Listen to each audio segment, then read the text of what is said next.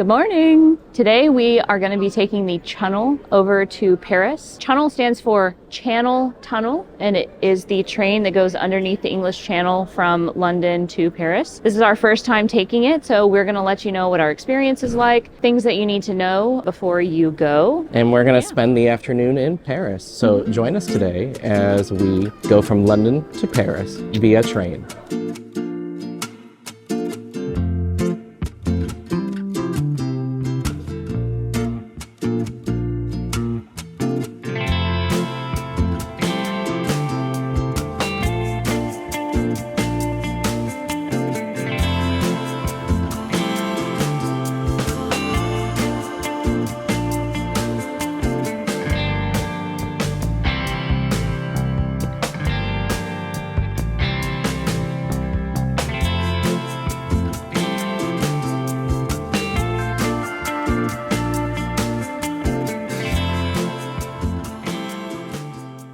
So we are now in the terminal of sorts. When you first get to the area where you check in, there's a queue and you scan your tickets. And then once you go through there, there is a security checkpoint. And this is just like an airport security where you take off your belts and you didn't have to take off your shoes, but you put your bags and all of your belongings in a bin and it goes through a scanner. And then you walk through a metal detector. Then after that, you go through passport control. And it was a French passport control because we're going into France. And then once you get through there, there's a holding area that was absolutely packed when we got in. There were at least two trains waiting to board, so it was pretty packed in here. There's 3 shops in here. There's a pret-a-manger, which is like a little cafe where you can grab something quick to eat. There's also a duty-free store, and there's a little like bar / cafe. They've got beers, they've got coffees, and some other like small snacky items. So there's not a ton to eat in here. You can bring water through security. So like we brought full water bottles through. It does differ from airport security in that way. On our tickets, it said it recommended arriving 60 to 90 minutes ahead of time. We got here about 60 minutes ahead of time, and there was not really a wait in any line. However, it's midday on a Monday, so it really depends on the day. I think the mornings are busier, so I would still recommend the 60 to 90 minutes arrival ahead of time just to be safe. But we are now awaiting our platform for our train and the call to board, which I think will happen 20 minutes before. There are also screens in here that tell you which trains are going out next, what the platforms are, and whether they're boarding or you're still waiting to board. There's also multiple places in here with little tap water fountains. So one of them is just to the right of the pret-a-manger, and then the other one was inside. I think it's called the Station Party. They had a tap in there, and it was really cold water that tasted good. So if you have a refillable bottle, you can fill it up in here. Don't pay for water. It's expensive in here. It's me. I'm back. I did a little more sleuthing around. So there's also an ATM in here, and there's a currency exchange. And I asked them what the exchange rate was for today for dollars to euros.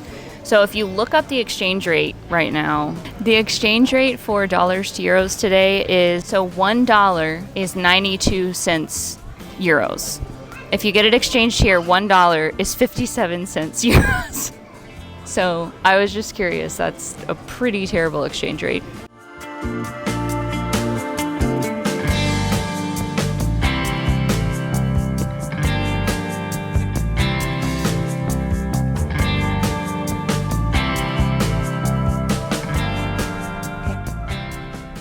We made it with just a couple of minutes to spare, but people didn't pack their suitcases right, so I had to shuffle people's suitcases around in order to get mine up there. And then also, I just fixed my suitcase, but one of the wheels busted. I changed the wheel like 2 days ago, so I guess it's time for new luggage. How's the legroom down there? It's better than the airline was. I got a tape measure. Never leave home without a tape measure. Especially a really loud tape measure. ASMR. What's the verdict? 31. Oh, you mean what the plane seat was supposed to be. Yeah, like what the plane seat was supposed to be, yeah. And it was actually 27. Yes. But I don't think you can lean this chair back. Nope. There is a decent amount of space on the tray table in front of me, so I'm going to measure it so that we know exactly how large it is. 14.5 inches. Diagonally, 17. And then depth-wise, about 11 inches deep. Pretty big for a tray table.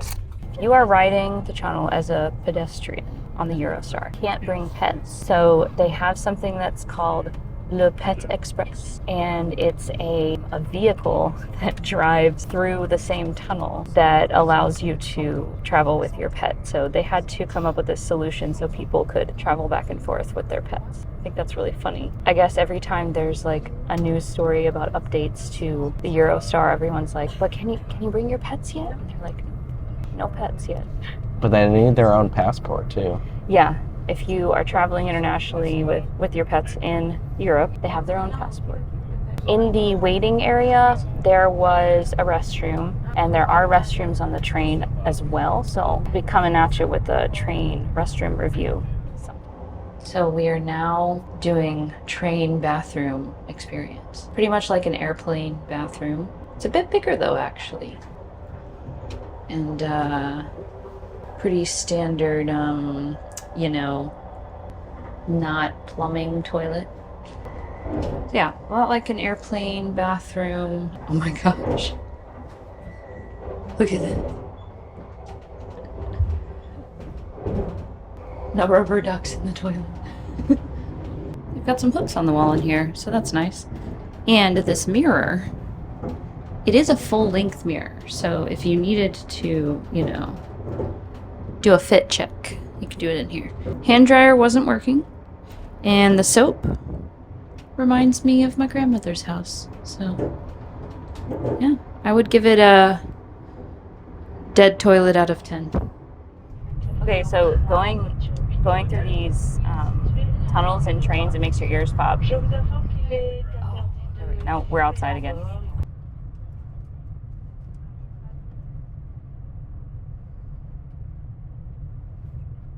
I wasn't sure if you would like check your luggage, but it's just like any other train. You carry your luggage on, and there's luggage storage right by the doors. And then there's also some overhead storage that you can put some smaller items. I believe we've got about 2.5 hours. We have not gone under the water quite yet. Also, is this a good opportunity for some Chunnel Fun Facts? Chunnel Fun Facts. Okay, we'll come at you with some Chunnel Fun Facts when we're actually in the Chunnel.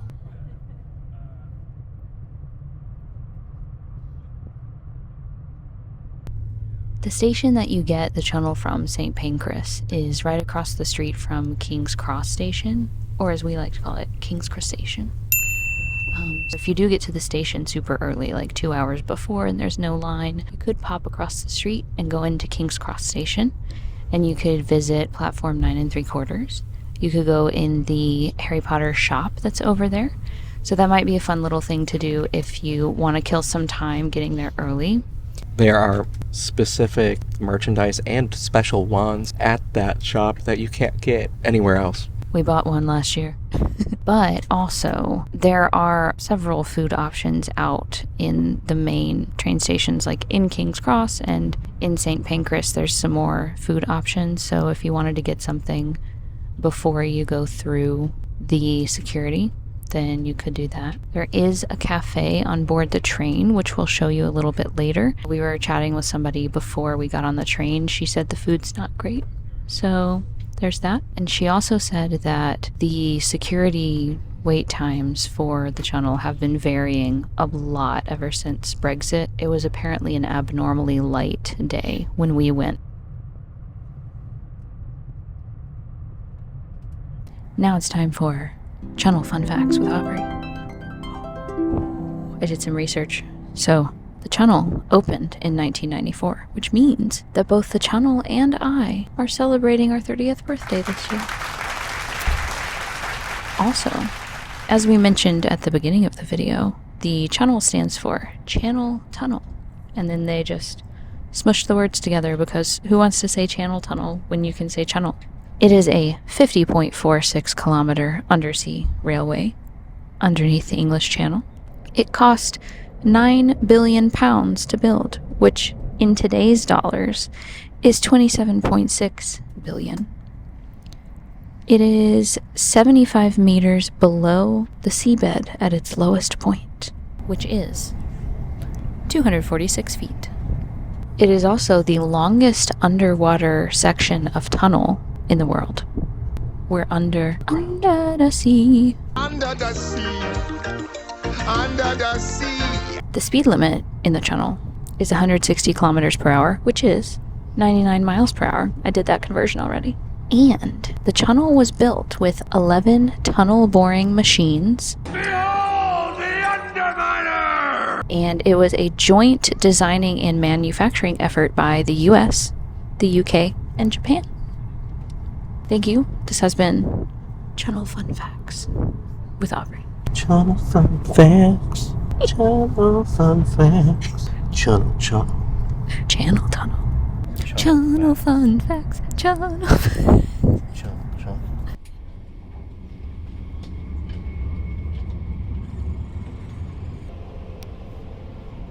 I'm now making the trek from Carrefour, not to be confused with Carrefour, the French supermarket, but train Carrefour, to the cafe car, but it is in train cars 8 and 9. Okay, so I made it to the cafe, but they would not allow me to film. So they had a lot of chips and drinks and sandwiches, coffee, tea, kind of what you would expect. They also sell Paris metro tickets. Paris is in the process of switching their metro system over to be like the Oyster card, where you have a card that you can refill, but they are still doing paper tickets. They are still allowing paper tickets at the moment. They're not going to make the full switch until after the Olympics this summer. We are in France now. The tunnel portion wasn't super long, maybe like 15 minutes, 20 minutes. So yeah, I thought we'd be underground a lot longer than that, but we weren't. Now we're just enjoying the French countryside. Now, since we crossed into France, it's in a different time zone than London, so we are jumping ahead an hour. And all these trains in Europe boast about Wi-Fi on their train, and it's absolutely garbage. It does not work. If anything, it just drains your phone because it's trying to pick up the Wi-Fi. So don't expect to do anything with the Wi-Fi.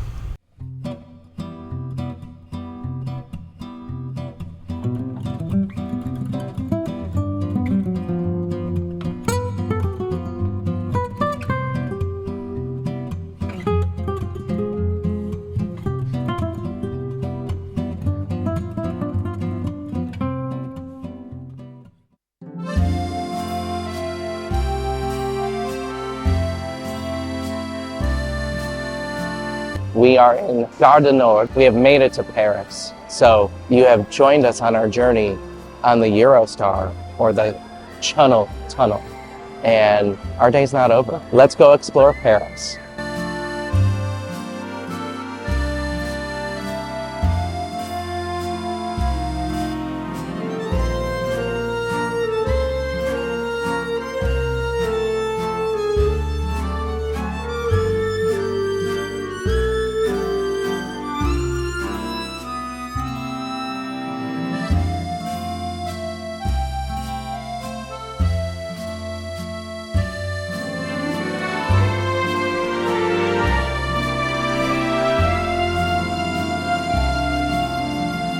Seven years ago, Brian proposed to me in front of the Eiffel Tower, and we were trying to go back to the spot, but we can't because that's where one of the Olympic stadiums is.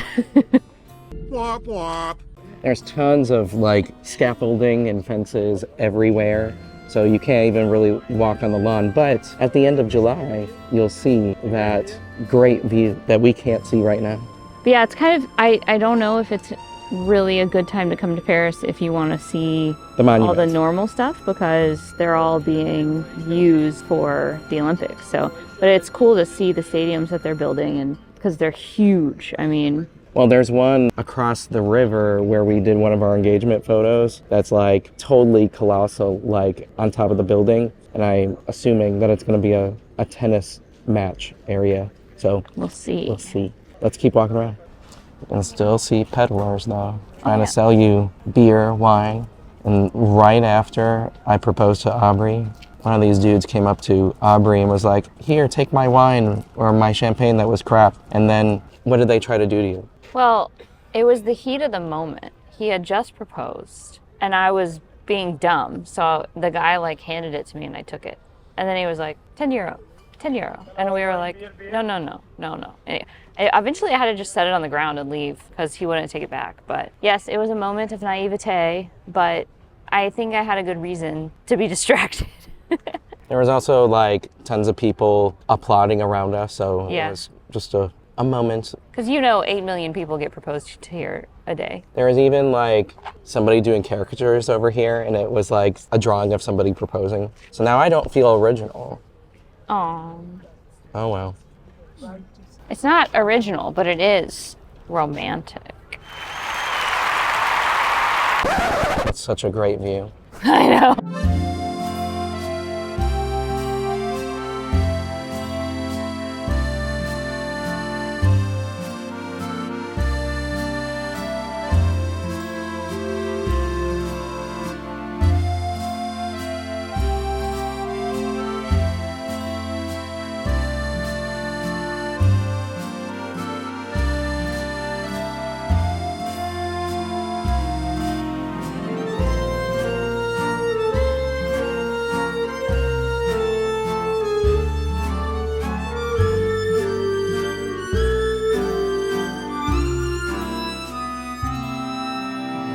Aubrey, I think we found all the influencers trying to get their pictures to be special or something. Like us, we're trying to be special.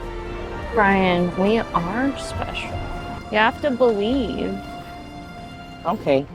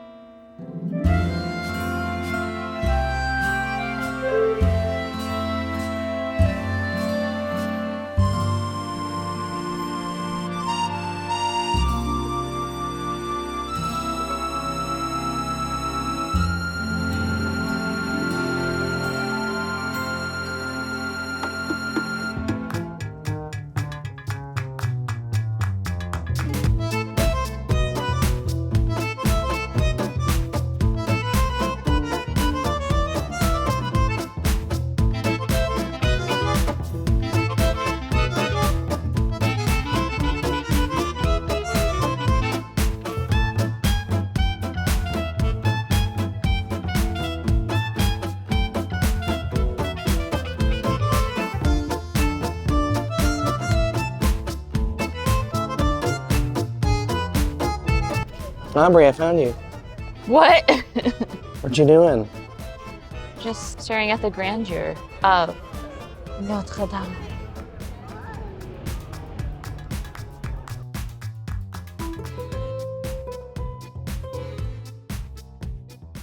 I feel like you should talk more, Aubrey, because I'm losing my voice. We've stayed out very late again. I think it's 11, and we still have at least an hour to get to our final destination, so. But we saw a lot of wonderful things. We did. The Eiffel Tower, the Seine, Notre Dame. We met Remy. We met Remy. We ate at this really good little restaurant called Le Petit Châtelet.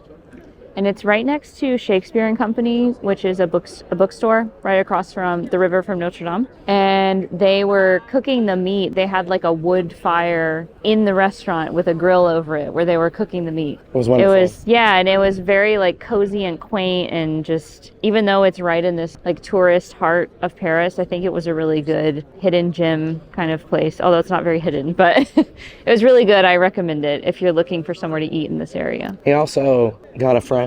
Oh, we did. So as you know, the Olympics are happening here soon. So we decided to get the Olympic mascot. He is a frige, I think that's how you say it, which is the like revolution hat that you see. It's also what cops say. Freeze. Yeah, it's spelled exactly the same. Exactly. If you liked what you saw in this video, then don't forget to subscribe, leave us a comment, leave us a like. It really helps the channel out. And tell your friends about it. Tell them to subscribe, you know? We are going to be in Disneyland Paris tomorrow, so if that's something you're interested in, stay tuned. And then after that, we're taking our first Virgin Voyages cruise to the Greek islands, so stay tuned for that content, and we will see you in the next one. Bonsoir.